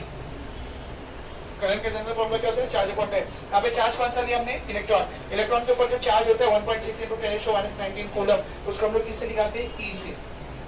किससे दिखाते हैं बोलो, ई से। आई हो गया E/T फॉर 1 रेवोल्यूशन। अगर इलेक्ट्रॉन ने एक चक्कर पूरा मार लिया ऑर्बिट में, तो मैं टी की जगह क्या लिख सकता हूँ, टाइम पीरियड। टाइम पीरियड क्या लिख सकता हूँ, टाइम। किसी भी घूमने, कोई भी घूम रही चीज पीरियोडिक मोशन पे आ रही, तो एक रेवोल्यूशन को लगने वाले टाइम को क्या कहते हैं, टाइम पीरियड। अब बताओ आई क्या हो जाएगा फिर, tell me what will be I then, E/T। What is I, E/T। What is I, E/T। Time period का अब भी हमने एक फॉर्मूला देखे थे, जब कहीं भी गोल गोल मोशन होता है, सर्कुलर मोशन होता है, तो उसका टाइम पीरियड क्या होता है, 2π/ω। टाइम पीरियड क्या होता है, 2π/ω। रखो यहाँ पर I = E/T की जगह पर क्या आएगा बोल, 2π/ω। ऊपर जाएगा तो बोलो, ऊपर जाएगा तो ω/2π। सर्कुलर मोशन हो रहा है ना, कौन सा मोशन हो रहा है, सर्कुलर मोशन। कौन सा मोशन हो रहा है, सर्कुलर मोशन में v और ओमेगा के बीच का रिलेशन है, याद करो, v = r ω, radius into omega. तो from here I can write down omega = ये r इधर मल्टीप्लाई कर रहा है v के पास आएगा, तो instead of omega what I can write down, v/r। तो देख जरा फिर ये क्या बनेगा, I = E/2π ऐसी रहेगा, ओमेगा की जगह पर क्या आएगा बोल, v/r। तो what is the value of current, EV/2πr। Value of current is EV/2πr। Orbital magnetic moment, orbital magnetic moment is, magnetic moment का फॉर्मूला क्या होता है बोल, m से दिखाओ या म्यू से दिखाओ, एक ही चीज है। मैग्नेटिक मोमेंट का फॉर्मूला क्या होता है, करंट इनटू एरिया। करंट की वैल्यू अभी निकाले, कितनी आई करंट की वैल्यू बोल, EV/2πr। सर्कल का एरिया क्या होता है, πr²। क्या क्या कैंसिल, पाई से पाई गया, r से स्क्वायर गया, क्या बच रहा है ऑर्बिटल मैग्नेटिक, EV/r। ये पहला फॉर्मूला है ऑर्बिटल मैग्नेटिक मोमेंट, पहला। एक बार बोर्ड में इसी पूछा था, prove that expression for orbital magnetic moment is given by m orbital = ½ EVR। ऐसे पूछा था, यही प्रूफ है, ½ EVR। मतलब यहाँ तक का डेरिवेशन करने के लिए बस कितना सिंपल, कितना आसान, वेरी इजी इट इज। सबको एकदम अच्छे से समझा, कोई नया फॉर्मूला नहीं। सर्कुलर मोशन कर रहे हैं हम लोग, 11 से पढ़ते हुए आ रहे सर्कुलर मोशन, है कि नहीं, ठीक है ना। ये आ गया ऑर्बिटल मैग्नेटिक मोमेंट का पहला फॉर्मूला। अब थोड़ा इसके साथ काला खानी करेंगे, थोड़ा सा याद करेंगे Bohr's postulate of structure of atom. Atom है ना भाई, ये एटम के अंदर हो ना, तो स्ट्रक्चर ऑफ एटम कैसे छोड़ सकते हो। बोर्स पोस्टुलेट पढ़े थे, 4 पोस्टुलेट थे बोर के, सब छोड़ दो, दूसरा postulate, second postulate of bourse atomic model का सेकंड पोस्टुलेट। जब इलेक्ट्रॉन ऑर्बिट में गोल गोल घूमता है, तो उसका जो एंगुलर मोमेंटम होता है वो बराबर होता है NH/2π के। याद है structure of atom 11th standard, नहीं याद है तो फिर सुन लो। यहाँ पे बोर चीजा ने क्या बोले थे कि जब इलेक्ट्रॉन किसी भी ऑर्बिट में ऐसा गोल गोल घूमता है, तो घूम रहा है वो, कोई चीज घूमती है तो उसके पास एंगुलर मोमेंटम होता है। जब सीधी सीधी जाती है तो लीनियर मोमेंटम होता है, घूमती है तो एंगुलर मोमेंटम होता है। तो बोर ने क्या बोला था, किसी भी ऑर्बिट में घूम रहे इलेक्ट्रॉन का जो एंगुलर मोमेंटम होता है उसकी वैल्यू बराबर होती है NH/2π। यहाँ पर n क्या है, नंबर 1 2 3 4 5 6। पहला ऑर्बिट है तो n की जगह 1 आएगा, दूसरा ऑर्बिट है तो n की जगह 2 आएगा, तीसरा ऑर्बिट है तो n की जगह 3 आएगा। यानी एक हिसाब से n ऑर्बिट का नंबर बता रहा है। n क्या बता रहा है, ऑर्बिट का नंबर। What is 2π, constant. 2π क्या बेटा, constant. What is h, h क्या बोला, h क्या है, प्लैंक्स कांस्टेंट। h क्या बेटा, प्लैंक्स कांस्टेंट। अभी पढ़े थे ना डोल नेचर ऑफ एटम में, h क्या होता है, h प्लैंक्स कांस्टेंट, ठीक है ना। तो ये अपने पास एंगुलर मोमेंटम का फॉर्मूला है, इसको यहाँ पे लेके आने की कोशिश करेंगे। लेकिन सर यहाँ पे कहीं पे भी एंगुलर मोमेंटम दिख तो रहा है नहीं, अब कैसे लेके आओगे यहाँ पर एंगुलर मोमेंटम, कैसे लेके आओगे आप यहाँ पर एंगुलर मोमेंटम। तो पहले एंगुलर मोमेंटम को थोड़ा सा याद करो, सर्कुलर मोशन। एंगुलर मोमेंटम क्या होता है, r/p, याद है, radius into linear momentum. Radius का ऐसे रहते हैं। लीनियर मोमेंटम क्या होता है, मास इनटू वेलोसिटी। तो एंगुलर मोमेंटम का फॉर्मूला क्या हो गया, r/p बोल दो या mvr बोल दो। तो सर्कुलर मोशन में अपने पास एंगुलर मोमेंटम का फॉर्मूला है, क्या बोल, mvr। तो हम लोग लिखेंगे since angular momentum of electron will be, electron का एंगुलर मोमेंटम क्या लेगा बोल, mvr। What is m, mass of electron. इस m को इस m से कंफ्यूज ना कर लो, ये है ऑर्बिटल मैग्नेटिक मोमेंट, ये है मास of electron. You do not get confuse between two, इसीलिए यहाँ पर छोटा सा e लगा देते। तो ये क्या है, मास of electron, v velocity of electron, r radius of the orbit. ये एंगुलर मोमेंटम की वैल्यू है, ये एंगुलर मोमेंटम की वैल्यू है, इसको मुझे यहाँ पे कुछ तो भी करके घुसाने का है। तो देख क्या कर रहे हैं हम लोगों, कुछ तो भी। अभी हमने ऑर्बिटल मैग्नेटिक मोमेंट का फॉर्मूला निकाले। What is the formula of orbital magnetic moment? Tell me. EVR by 2। See what I am doing, EVR by 2। क्या कर रहा हूँ मैं, सब लोग ध्यान से देखना।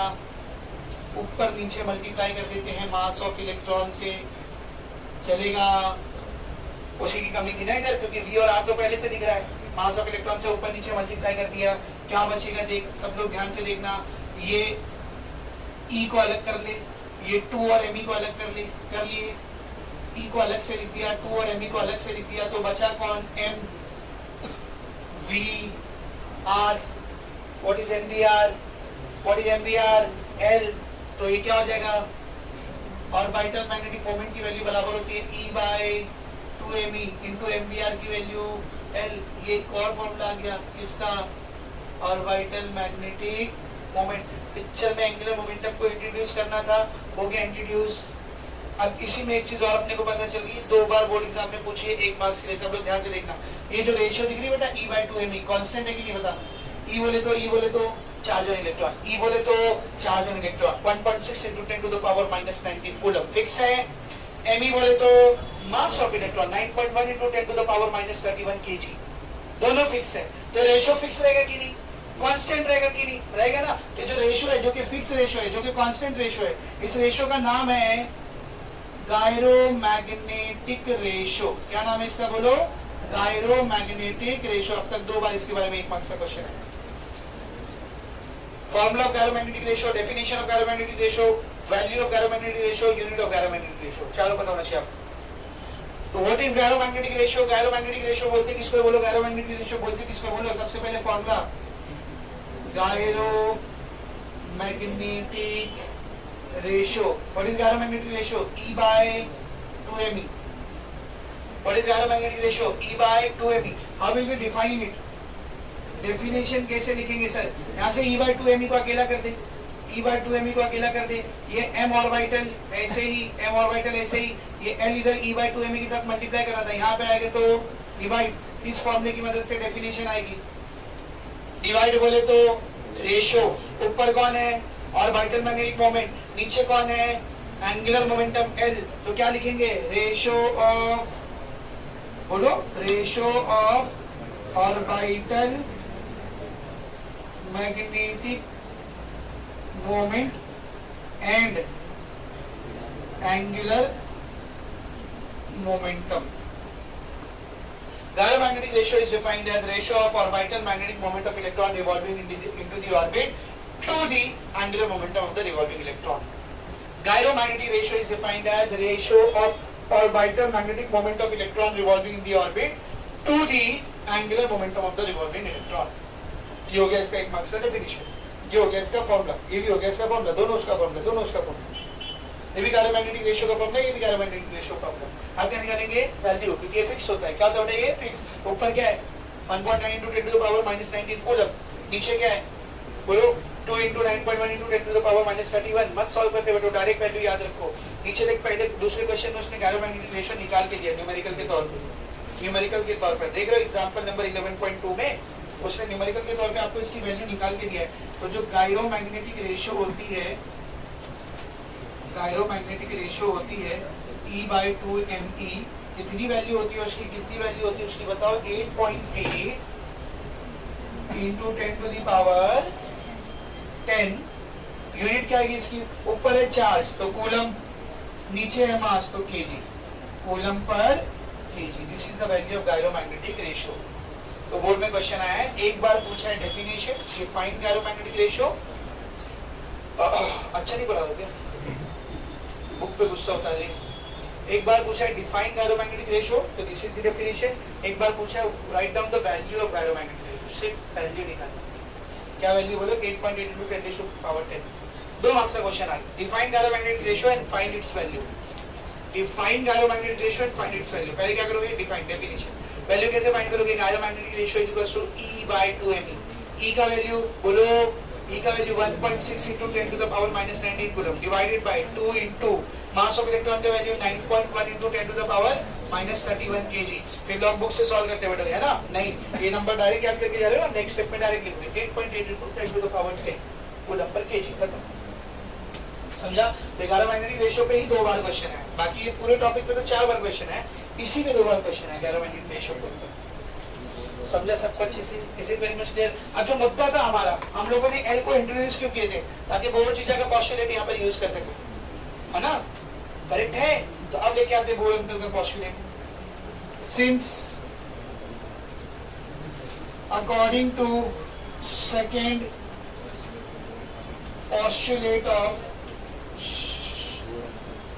postulate of इज्जत दे दे Bohr's atomic model.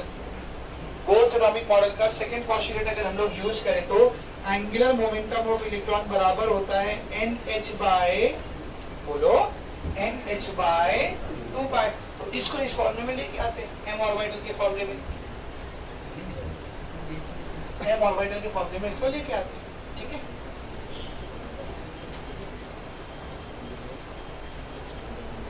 Since m orbital की वैल्यू बराबर थी, क्या आई थी देख, E bye 2me into L, तो ये E बाय 2me को ऐसे रहने दो, L की जगह पर क्या देगा बोल, NH बाय 2 पाई। n को अकेला कर दे, बाकी सबको अकेला कर दे, n को अलग से लिख दे, बाकी सबको अलग से लिख दे, क्या आएगा बोल, जल्दी बोल। n को इधर बाजू में चुपचाप अलग से लिख दो, क्या बचा बोल, E H by 2 to 4 pi me।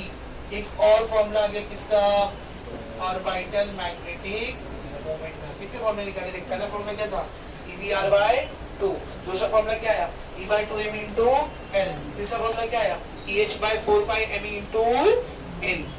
यहाँ पर कौन सी चीज किसको दिखा रही, that is very important. E charge on electron 1.6 into 10 to the power minus 19 coulomb. H Planck's constant 6.636 into 10 to the power minus 34, है ना? नेक्स्ट वन 4 कांस्टेंट है, पाई 3.14, Me mass of electron 9.1 into 10 to the power minus 31 kg। मतलब ये पूरा number भी क्या है, fix है, ये पूरा नंबर भी क्या है बोल, फिक्स है। हाँ, ये n कौन है, ऑर्बिट का नंबर, पहला ऑर्बिट रहेगा तो 1, दूसरा ऑर्बिट रहेगा तो 2, तीसरा ऑर्बिट रहेगा तो 3। समझ में आ रहा है अच्छे से? Is it very much clear? तो ये जो पूरा नंबर आपको दिख रहा है जिसकी वैल्यू क्या है बेटा, फिक्स। तो जैसे E बाय 2me का वैल्यू फिक्स था, तो हमने उसको अलग से एक नाम दे दिया, क्या नाम दे दिया बोल, गायरोमैग्नेटिक रेशियो। उसी तरह ये जो आपको दिख रहा है EH बाय 4 पाई me, ये सब का वैल्यू भी फिक्स है, तो इसको भी हमने एक नाम दे दिया, नाम है उसका बोर मैग्नेटॉन। क्या नाम है बोल, बोर मैग्नेटॉन। क्या नाम है बोल, बोर मैग्नेटॉन। इसको शॉर्ट में दिखाते हैं B.M. BM, शॉर्ट में क्या दिखाते बेटा इसको, BM। वेरी इंपॉर्टेंट, एक बार इसी पे क्वेश्चन आया है बोर्ड में, write down the expression for Bohr magneton. एक बार ऐसा क्वेश्चन आया, write down the expression for Bohr magneton. Expression मतलब सिर्फ ये लिख दे, Bohr magneton is equal to EH by 4 pi me, खत्म, 1 मार्क्स मिल गया। समझा अच्छे से? तो ये हो गया बोर मैग्नेटॉन। अब इसका नंबर भी फिक्स रहेगा ना, फिक्स रहेगा कि नहीं रहेगा बोलो, इसका नंबर भी क्या रहेगा बेटा, फिक्स। तो बोर मैग्नेटॉन की आपको वैल्यू दी है, क्या दी, देखो बोर मैग्नेटॉन की वैल्यू कितनी दी बेटा, 9.274 into 10 to the power minus 24 unit क्या रहेगा, सर E का यूनिट कूलम, H का यूनिट जूल पर, इतनी मेहनत मत कर। एक किसके फॉर्मूले में आया, ऑर्बिटल मैग्नेटिक मोमेंट के फॉर्मूले में। n का तो कोई यूनिट होता ही नहीं, वो नंबर है, तो जो इसका यूनिट रहेगा वही इसका भी यूनिट रहेगा। इसका क्या सोच देगा, दोनों सेम है ना, वो इक्वल लगा है बीच में, तो जो इसका यूनिट रहेगा वो इसका यूनिट रहेगा। ऑर्बिटल मैग्नेटिक मोमेंट हो या कोई भी मैग्नेटिक मोमेंट हो, इसका यूनिट होता है एम्पियर मीटर स्क्वायर, तो इसका यूनिट क्या रहेगा बोल, एम्पियर मीटर स्क्वायर। तो this is the value of bore magneton. तो एक आखिरी फॉर्मूला ऑर्बिटल मैग्नेटिक मोमेंट, एक आखिरी फॉर्मूला ऑर्बिटल मैग्नेटिक मोमेंट का, ध्यान से देख क्या था, देख अब भी निकाले हमने EH बाय 4 पाई me, अब भी निकाले ना EH by 4 pi me into n। तो ये m ऑर्बिटल और क्या बन जाएगा बोलो, EH बाय 4 पाई me बोले तो कौन है, बोर मैग्नेटॉन इंटू n। ये आखिरी फॉर्मूला। देखो इस फॉर्मूले के ऊपर आपको कोई भी न्यूमेरिकल नहीं दिया, but you might be asked the numerical in your exam, may be in MCQ और इन 1 मार्क्स। जैसे कि मिसाल के तौर पर आपको पूछ लिया What will be the value of orbital magnetic moment of an electron revolving in the third orbit? एक इलेक्ट्रॉन है जो तीसरे ऑर्बिट में गोल गोल गोल चक्कर मार, उसका ऑर्बिटल मैग्नेटिक मोमेंट क्या रहेगा? थर्ड ऑर्बिट मतलब किसकी वैल्यू दी हुई है? n की वैल्यू दी है. Number of orbit has been given 3. Bm Bohr magnetron का वैल्यू आपको पता है कितना होता है? 9.274 into 10 to the power -24. नसीब अच्छी रहेगी तो आगे ब्रैकेट में लिखा रहेगा given Bohr magnetron is equal to so and so. समझ में अच्छे से? उसको 3 से मल्टीप्लाई कर दो, m ऑर्बिटल आ गया, खत्म. इजी. समझ में अच्छे से? या इसका घुमा के भी पूछ सकते हैं, घुमा के भी पूछ सकते हैं. An electron revolving in an orbit has orbital magnetic moment so and so. Find out in which orbit the electron is revolving. एक इलेक्ट्रॉन गोल गोल घूम रहा है कोई तो भी ऑर्बिट में, उसका ऑर्बिटल मैग्नेटिक मोमेंट ही है. पता लगाओ कौन से ऑर्बिट में. क्या करेंगे? रखेंगे, इसको इधर लेके आके डिवाइड करेंगे, n मिल जाएगा. n जितना भी n इक्वल्स टू 5, मतलब इलेक्ट्रॉन कहाँ घूम रहा है? पांचवें ऑर्बिट में. समझा? और आसान करो इसको आपके लिए. An electron is revolving in an orbit. It is having orbital magnetic moment 9.247 into 10 to the power कितना है वो -24. In which orbit the electron is revolving? First orbit. क्योंकि इसका वैल्यू सेम दिया है, दोनों का रहेगा, n का वैल्यू कितना आएगा? समझा? तो फिर मैं बोल दूं इस टॉपिक के ऊपर you haven't been given a single numerical, but you might be asked in your examination. Easy है, समझा सबको अच्छे से बेटा? Is it very much clear? यहाँ पे ये पूरा टॉपिक भी खत्म हो गया आपका. कौन सा? Origin of magnetism. Now what is the next topic? What is the next topic? देखो, मैग्नेटाइजेशन, मैग्नेटिक इंटेंसिटी. आज मैंने नियत करके तो यही आया था कि नियत की मैंने क्लासेस की तरफ जाने की और मैग्नेटाइजेशन और मैग्नेटिक इंटेंसिटी तक पढ़ाने की. पर रशद सर ने मेरी नमाज खराब कर दी. सामने से 2 बार गुजर गए, नमाज छोड़ी. ठीक है ना? तो यहाँ से कल कंटिन्यू करेंगे. कल चैप्टर फिनिश करेंगे. कल चैप्टर फिनिश. तो सब चैप्टर कल खत्म करेंगे. तो देखो जो पढ़ाने में इतना आसान है वो पढ़ने में कितना आसान है.